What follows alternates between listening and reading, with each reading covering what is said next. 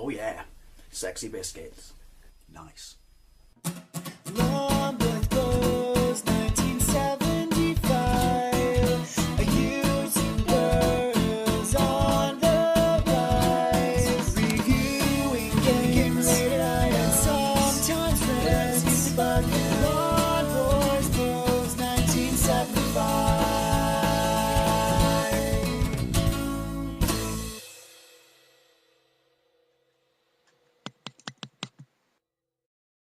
Hey YouTube, Lawnboyspost1975, and welcome to the Wednesday vlog.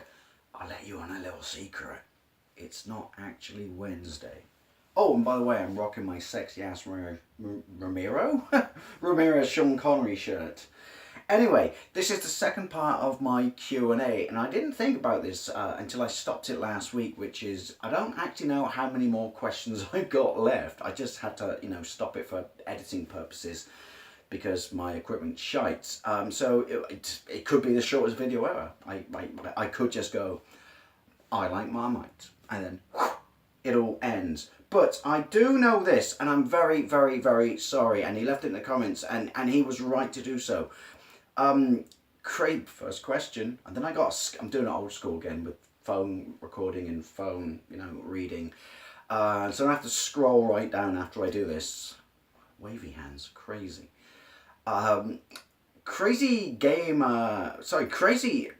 Catman Gaming. Again, I don't wear glasses, but I need it for this fucking phone. Says, why did you make the move to Canada, and what do you miss the most? RE food and other. I made the move to Canada, right. I went to college with someone who married his high school sweetheart, only his high school sweetheart was someone who came over when we were still in school on an exchange program, and they stayed in touch, and he just upped. I sincerely doubt you could do it this easily now. He just upped and left one day and went through the process and got landed immigrancy, which I tried, but my company shafted me. And moved to Canada. Ended up marrying this individual. I was the best man at his wedding. Doing a best man speech is one of the most terrifying things you'll ever do in your life. But I will tell you this, and I didn't balls it up, but it's a fine line between Dutch courage with what you drink to get the balls to do the speech and having too much. So I was kind of in two camps, this is completely random, which is I'm shitting my pants. I need some Dutch courage. Easy Dave, don't fuck this up. This is going to be them photo albums and camcorders and shit. Camcorders with tape, who remembers those? Oh, and the little tapes you used to put in the bigger tapes to stick in your VCR, but that's by the way. So yeah, he moved there, and we were best mates when he left the country, and we stayed in touch. And so I used to, from like 1998 till 2002, I used to go on holiday to see him for like 3 weeks at a time religiously, and he was really cool about this. I used to chip in for petrol, gas, and stuff like that, and groceries and stuff like that. But he never charged me rent, which that sounds horrible saying like that, but fully entitled to. And yeah, he lived in Toronto, and that was my first experience of Canada, and I loved Toronto. I really, really do. Toronto. I sound Australian. Yeah, so I used to go and see him once a year, and his girlfriend. We stayed in touch. This is like just before email wasn't even getting that big as such, and so we stayed in touch with like written pen pal letters and stuff like that. And yeah, so that's where my love of Canada grew from, and I thought it was absolutely amazing. And then in 1999, I got a job in a multinational company as an IT worker. You wouldn't know that, would you, from the quality of my videos? And yeah, I had like a really kind of high pressure, intense job. My first part was I was on a help desk. Then I was managing AGMs, which was really stressful but really interesting, because it would be like Monday I would get the train, all paid for by work, to London, and then they'd stick us in like a really, really nice hotel like the Grosvenor and stuff, and like the stuff in Park Lane, and I'd set up a computer network at night, and we're talking, what was it before broadband? It begins with V. Shit. And was it only 256 Ks? I don't know.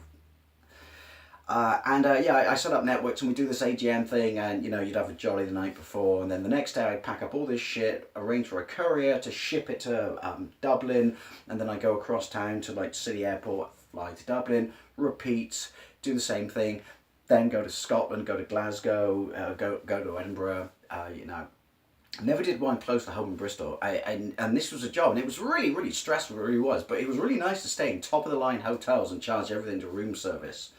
By the way, people, I know this from a minibar. They're pressure weighted. Who knew? Don't lean into a minibar to stick your bottle of Diet Coke in it because you're too cheap to buy from the hotel, and go like that, because it's all pressure sensitive.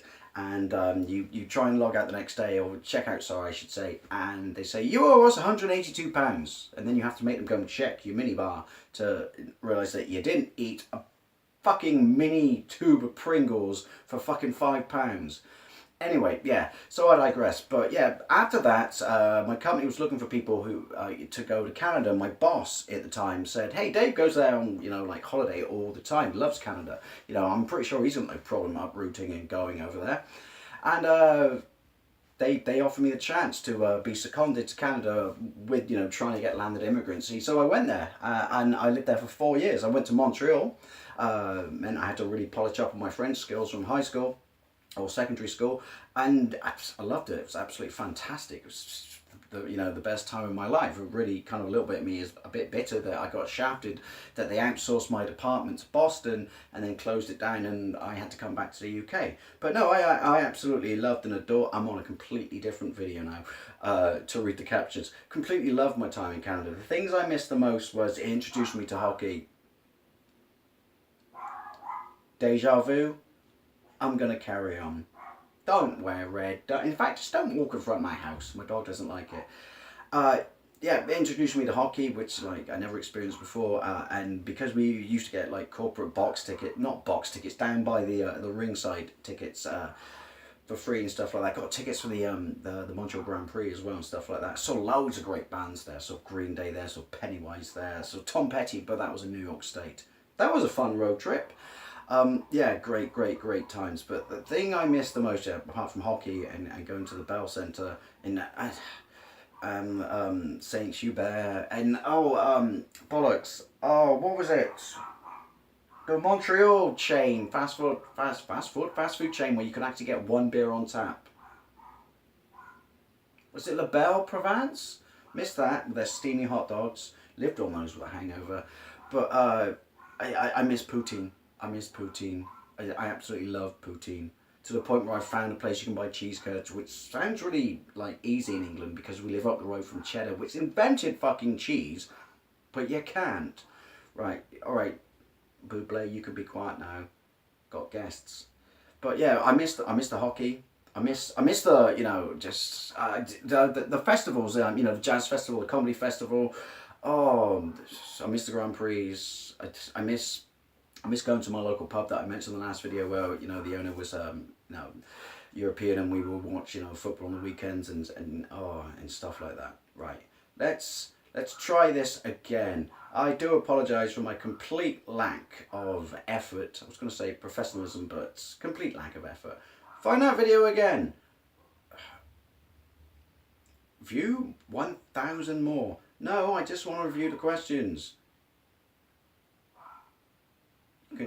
Seriously, doggy, I love you to bits. I bought you a fucking, grooming glove today. Be nice to me. Or be nice to my videos. There we go, ask me a question. I'm sorry about this. I like to think it's part of my charm. I don't think I have charm though, do I? There we go. What's going on in front of my house? Is it an invasion? Is Europe pissed off with Brexit and they've come in to take us back?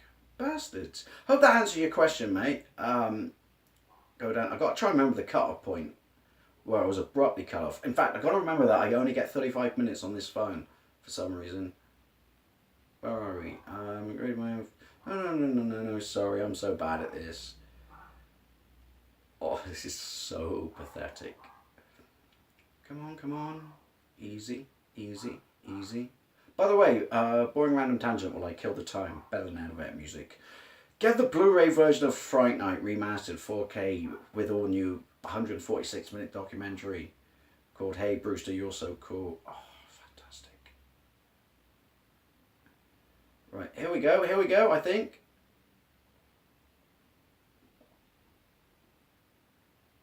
No, I don't. Yeah, no, hang on. Play Super Road. Oh, is a good one. Um, uh, well, first of all, Sword Goatee says, I play Super Off Road from Midway because I asked for suggestions as well as questions. I think it would make an excellent Let's Play video, awesome top-down racer. I might do, because it's on the Mega Drive, the Super Nintendo, it's on the ZX Spectrum, the Commodore, and obviously I got MAME working properly now. I might do, I haven't done it for a while, but I think I did 12 of them, video game comparisons. So that's a really, good suggestion. Lee Bishop says, if you were only allowed to play one video game console and 3 games exclusive to that console, what would they be and why? Can I say computer? I'm gonna say, of all the systems I've owned and, progression of graphics, sound, stuff like that, technology, I'm gonna say ZX Spectrum. Obviously because of the nostalgia I have for it from when I was a child, but there are games on it I can still play that I think wipe the ass with most modern games. And that would be Chase HQ, Target Renegade, I think I just flipped you off then, sorry, and,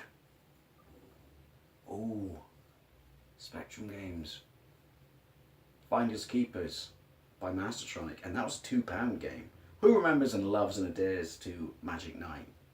All the games. Right, next question. Do a video on how easy games are on a normal difficulty setting. I'm thinking UC4, Rise of TR, Horizon Dawn has just arrived, and I think the AI is the same as hard, except, hang on, so bad as this, come on, except less 1A drops about, seldom, and do I go back, and complete the game owing to a massive backlog, so it's hard mode for this one. Sorry mate, I don't mean to be rude, sorry, I'm just being so polite. I don't know what that game is. I'm